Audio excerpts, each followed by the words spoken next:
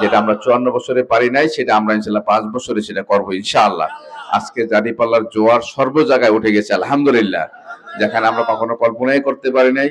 আমি ফজরের পরে এক জায়গায় বসছি, এরপরে গেছি কাকিয়ারচর, ওখানে আমি ভাবছিলাম 200 জন দেখা করবো, ওখানেও 40-50 জন হয়ে গেছে। এরপর একজন আমাদের বিএনপি সহসভাপতি মারা গেছেন, ওনার জানাজায় গেছি। তো ওখানের সাথে আমি দেখলাম যে ওখানেও আমাদের অনেক লোক ওখানে গিয়ে বসে আছে। তো আলহামদুলিল্লাহ, তো আমরা আজকে যেই জায়গায় আমরা যাচ্ছি আলহামদুলিল্লাহ আল্লাহর রহমত আমি মনে করি। মানুষের ভিতরে আল্লাহ প্রদত্ত একটি রহমত তৈরি করে দিয়েছেন আমার দাঁড়িপাল্লার পক্ষে, আলহামদুলিল্লাহ আলহামদুলিল্লাহ। তো আল্লাহ শুক্রিয়া। এখন আমাদেরকে কাজ করতে হবে, ঠিক না? পরিশ্রম করতে হবে। এই জন্য 12 তারিখের আগ পর্যন্ত আমরা বিজয় নেওয়া পর্যন্ত আমরা কি ঘরে ফিরবো? আমরা কি রাজি আছি ইনশাল্লাহ?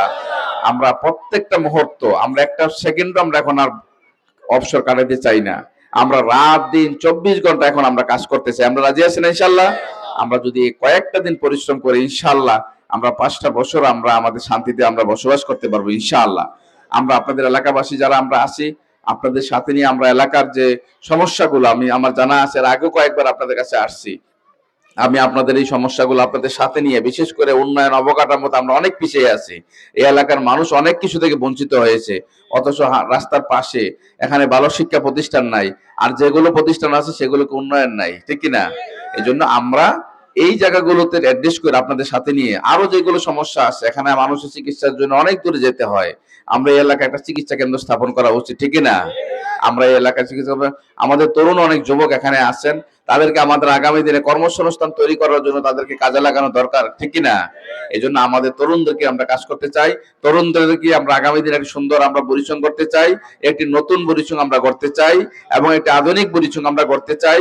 সেই জন্য আপনাদের একটু চেষ্টা করতে হবে, আপনাদের আত্মীয়জন, পাড়া প্রতিবেশী এবং পানি নিষ্কাশনের যে বিষয়টা, এখানেও আমরা অনেক দূর বন্যা আসলে বা বৃষ্টি হইলে অনেক সময় অনেক জলাবদ্ধতা তৈরি হয়, আমরা সেটা কার্যকর উদ্যোগ আমরা নিব ইনশাল্লাহ আপনাদের সাথে নিয়ে। এবং ইনশাল্লাহ আমরা যে পরিবর্তনের কথা বলি, ইনশাল্লাহ আপনারা পরিবর্তন দেখবেন। এবং আমরা বলছি যে অতীতে যেটা হইতো যে এমপি বা মন্ত্রী যে হোক না কেন, তার কাছে গিয়ে আমাদের সময় কাটাইতে হইতো, ঠিক কিনা? এখন আপনাদের যাওয়া লাগবে না, আমরাই আপনাদের কাছে আসবো ইনশাআল্লাহ। আমরা এইটার সাধারণ ট্রেডিশনাল রাজনীতি আমরা পরিবর্তন করতে চাই, আমরা একটা নতুন রাজনীতি দ্বারা পরিবর্তন করতে চাই আপনাদের সাথে নিয়ে। আমরা আমাদের আগামী দিনে এই এলাকাকে একটি উর্বর এলাকা হিসেবে তৈরি করার জন্য, একটি আধুনিক এলাকা হিসেবে তৈরি করার জন্য আমরা কার্যকর ভূমিকা পালন করবো ইনশাআল্লাহ। ইনশাআল্লাহ আপনাদের আগামী দিনে আমাদের প্রবাসী বন্ধুগণ যারা আছে, এখানে প্রবাসী যারা আছেন এবং প্রবাসী বন্ধুগণ যারা আছেন, যারা দেশ থেকে দেশের বাইরে থেকে আমাদের জন্য দোয়া করেন এবং তারা যেভাবে আমাদের জন্য প্রাণ পরিশ্রম করে যাচ্ছেন, আমরা বলছি যে প্রবাসীদের জন্য আলাদা একটা প্ল্যাটফর্ম তৈরি করব। তাদের যে কোনো আইডি কার্ড, জন্ম নিবন্ধন, তাদের পাসপোর্টের জন্য কোনো প্রয়োজন যদি থানা যেতে হয়, তাদের জন্য আলাদা সিরিয়াল থাকবে, যেন তাদের হয়রানি না হয়, অল্প সময় যেন করতে পারে। এবং আমি বলছি আমাদের যদি আল্লাহ সুযোগ করে দেয়, আমাদের সাথে সাক্ষাতের জন্য প্রবাসীরা অগ্রাধিকার পাবে ইনশাআল্লাহ, কারণ প্রবাসীরা হচ্ছে আমাদের রেমিডেন্স যোদ্ধা, ঠিক কিনা? এই জন্য আমরা প্রবাসীদের এবং আমরা সবাইকে নিয়ে আমরা কাজ করতে চাই।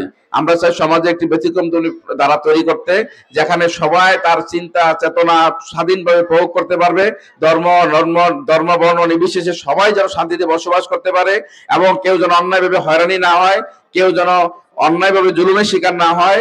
এবং আমরা চাই সকল ধরনের বাণিজ্য যেগুলো আছে, সকলগুলো বাণিজ্য আমরা বন্ধ করবো, ঠিক কিনা? কেউ কেউ মামলা বাণিজ্য করার চেষ্টা করেন, আমরা এই মামলা বাণিজ্য বন্ধ করার জন্য আমরা প্রক্রিয়া নিব ইনশাআল্লাহ। এবং আমাদের কোনো ভাই যেন অন্য কোনো ক্ষতিগ্রস্ত না হয়, সেটার জন্য আমরা কার্যকর উদ্যোগ গ্রহণ করব। এবং আমাদের পক্ষ থেকে আমাদের সম্মানিত কৃষক ভাইদের জন্য আধুনিকরণ ক্ষেত্রে তাদের যাবতীয় সুযোগ সুবিধা তৈরি করার জন্য আমরা আমাদের কার্যকর উদ্যোগ তাদেরকে আমরা গ্রহণ করব। এবং কোনো মানুষ যেন অন্যায়ভাবে বৈষম্যের শিকার না হয়, সেটার জন্য আমরা উদ্যোগ গ্রহণ করবো ইনশাআল্লাহ। যারা শ্রমজীবী পরিশ্রম মানুষ আছেন, তাদের জন্য আমরা কি প্ল্যাটফর্ম তৈরি করে তারা যেন সবাই যেন সুন্দরে বসবাস করতে পারে। অর্থনৈতিক বৈষম্য যেটাকে আমরা কমাই দিতে চাই, আজকে হাজার হাজার কোটি টাকা বাইরে পাচার হচ্ছে, এই টাকাগুলো যদি আমাদের দেশে কাজে লাগানো হইতো, তাহলে হাজার হাজার ইন্ডাস্ট্রি গড়ে উঠতো, ঠিক কিনা? তাহলে আমাদের কোনো তরুণ আজকে বেকার থাকতো না। আমরা সেই পরিকল্পনা করে আমাদের প্রথম কাজ হচ্ছে আমাদের দুর্নীতির বিরুদ্ধে আমাদের যুদ্ধ ঘোষণা, আমাদের শিক্ষার উন্নয়নে আমরা অগ্রণী ভূমিকা পালন করব, আমাদের এই সমাজ থেকে মাদক মুক্ত একটি সমাজ তৈরি করার জন্য আমরা সবাই কার্যকর ভূমিকা পালন করবো। আমরা পারবো ইনশাআল্লাহ ইনশাআল্লাহ। তো আপনাদের সবার সুস্বাস্থ্য কামনা করে তো আমরা আমরা আমাদের সার্বিকভাবে আমাদের যত ধরনের কল্যাণমূলক কাজ আছে বেকারত্ব দূর করানোর জন্য আমাদের যে ড্রেন সেটাকে আমাদের সংস্কার করে এবং কিভাবে আমরা আরো মানে জলাবদ্ধতা দূর করতে পারি সেই সকল কার্যক্রমগুলোকে আমরা আপনাদের সাথে পরামর্শ করে আমরা আমরা আমাদের সমস্যাগুলোকে আপনাদের সাথে বহুবার পরামর্শ করব, এগুলোকে কিভাবে সমাধান করা যায় এগুলো কার্যকর উদ্যোগ নিব। আমার দৃঢ় বিশ্বাস আমরা সবাই মিলে যদি চেষ্টা করি যে কোনো সমাজের সমস্যাগুলো সমস্যা থাকবে না ইনশাআল্লাহ। এই জন্য আপনাদের এই দোয়া এবং সহযোগিতায় এবং আমাদের সর্ব লেভেলে এখন আমরা সবাই মিলে ঐক্যজোট হতে হবে যে ভাই আমরা 54 বছর দেখছি, আবার সবাই মিলে আবার দাঁড়িপাল্লাকে দেখবো, আমরা কি পারবো না ইনশাল্লাহ?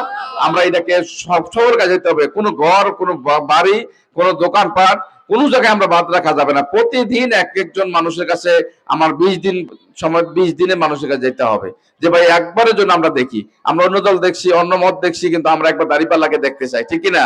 এইটাই আমাদের স্লোগান থাকবে এবং আমরা সবাই হায়ের পক্ষে আমরা ভোট দিব, ঠিক আছে? চাল আমাদের এই দেশকে আগানোর জন্য দেশের সংস্কারের জন্য দেশের পরিবর্তনের জন্য হায়ের পক্ষের বিকল্প নাই। এই জন্য আমরা সবাইকে হা পক্ষের জন্য কাজ করব, দাঁড়িপাল্লার জন্য কাজ করব। আমি সবার সুস্বাস্থ্য কামনা করে সবাইকে ধন্যবাদ জানিয়ে আগামী দিনে এই এলাকাকে আধুনিক এবং উন্নত আল্লাহর বললাম যেন তৈরি করে দেন সেই প্রত্যাশা রেখে সবাইকে ধন্যবাদ জানিয়ে আমরা আমাদের এই প্রতিষ্ঠানগুলোকে আরো সুন্দর আধুনিকরণ করে আমরা এগিয়ে যেতে পারি। আল্লাহ যেন আমাদের তৌফিক দান করেন। আমিন। আসসালামু আলাইকুম ওয়া রাহমাতুল্লাহি ওয়া বারাকাতুহু। আমরা এখানে কারোর ব্যক্তির ভালোবাসার জন্য না, একমাত্র আল্লাহর সন্তুষ্টির জন্য এসেছি, ঠিক কিনা? আল্লাহ যেন আমাদের এই আশাকে কবুল করে নেন, আমিন। এবং দুনিয়া এবং আখিরাতে যেন কল্যাণ দান করেন, আমিন। আসলে বেশি কথা আমাদের অতিথিবৃন্দ বলছেন, আমি আর বেশি কথা বলতে চাই না। আমরা সবাই চাই সমাজটা পরিবর্তন হোক, ঠিক কিনা? কারণ 54 বছর দেখছি কিন্তু সমাজের কোনো পরিবর্তন হয় নাই। আমরা ইনশাল্লাহ আগামী দিন আপনাদের সবাইকে সাথে নিয়ে আমরা একটি নতুন ইতিহাস গড়তে চাই। আমরা রাজি আছি ইনশাল্লাহ?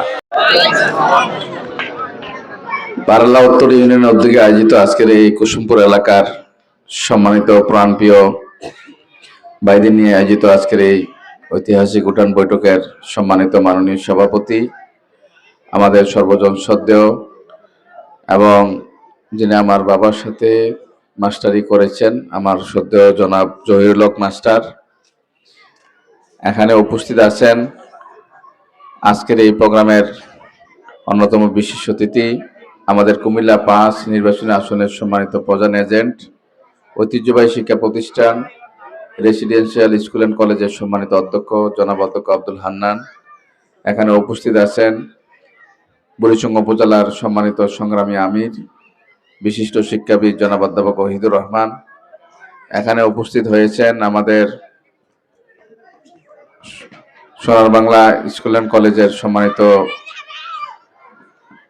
রূপসী বাংলা স্কুল অ্যান্ড কলেজের সম্মানিত প্রতিষ্ঠাতা, আমাদের 16 ইউনিয়নের সম্মানিত কৃতি সন্তান বিশিষ্ট শিক্ষাবিদ জনাব অধ্যাপক ইফতেখার আলম